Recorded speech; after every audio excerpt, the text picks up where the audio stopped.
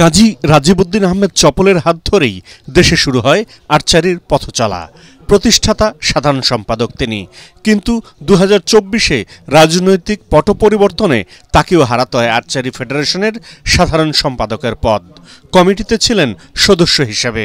World archery Asia কংগ্রেসে এই সংগঠকই দেশকে নিয়ে গেলেন অনন্য উচ্চতায়।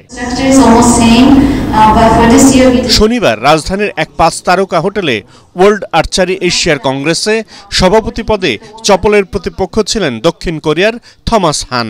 হান আবার সংগঠনটির বর্তমান সাধারণ সম্পাদক এবং বিশ্বের অন্যতম বৃহৎ কোম্পানি হুন্দাই গ্রুপের ঊর্ধ্বতন কর্মকর্তা। এশিয়া আর্চারির বর্তমান সভাপতি চুং ইউসান দীর্ঘ 50 বছর ধরে নেতৃত্ব দিয়ে আসছেন সংগঠনটির। এবার চুং নির্বাচন থেকে সরে দাঁড়ান।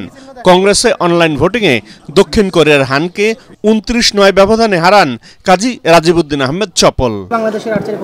আমার একটা স্বপ্ন ছিল একটা দেশকে হারাবো। প্রথম দেশটা যেটা ছিল ওই দেশটাকে হারিয়েছি এবং অনেক বড় বড় দেশকে হারিয়েছি। এখন আরেকটা দেশ দরকার যে ওয়ার্ল্ডের 1 নম্বর, তাকে হারানোর পর আমি নামটা উচ্চারণ করবো না, আপনারা বুঝে নেন। ওটা হারাতে পারলে একটা বড় অর্জন হবে ইনশাল্লাহ। এশিয়ার মধ্যে বাংলাদেশ খুব সহসাই 1 নম্বরে পৌঁছে যাবে। এশিয়ান আর্চারির চলতি আসরে লোকাল অর্গানাইজিং কমিটির চেয়ারম্যান চপলের লক্ষ্য এখন দেশের গণ্ডি পেরিয়ে বিশ্ব আর্চারিতে নিজেকে প্রতিষ্ঠিত করা। আমরা যেমন বাংলাদেশ আর্চারদের নিয়ে যেমন যেই চিন্তাটুকু করি, আমরা আদার দেন বাংলাদেশ তাদের নিয়ে একই চিন্তা করি।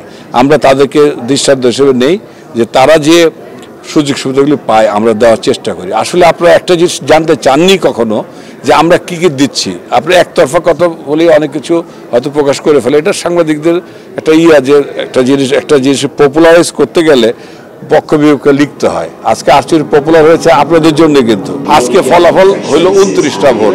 কাজে আমরা যে সফলতার দিকে সংগঠক হিসাবে যে সফল, এটা কিন্তু বিশাল দৃষ্টান্ত। শুধু বাংলাদেশ নয়, পুরো এশিয়া। আমরা আফ্রিকাতে আমি কাজ করেছি, আমি ইনশাল্লাহ আমেরিকাতেও কাজ করব। বাংলাদেশকে এমন একটা স্তরে নিয়ে যাব এবং এশিয়ার মানটা যাতে হয় বিশ্বমানে, এবং এশিয়ায় শুধু একটা দেশে যে প্রাধান্য বিস্তার করবে এটা না। আমরা চাই, আমি বলবো না, আমরা চাই, আমরা যারা কমিটিতে আসছি তারা আমরা চাই প্রতিটা দেশ যেন ওই উন্নত শিখরে উঠতে পারে। দেশবাসীর প্রত্যাশা চপলের এই জয় ঢাকায় শুরু হওয়া এশিয়ান আর্চারিতে বাংলাদেশের আর্চারদের ভালো ফলে অনুপ্রাণিত করবে। পরাগ আরমান, এটিএন বাংলা, ঢাকা।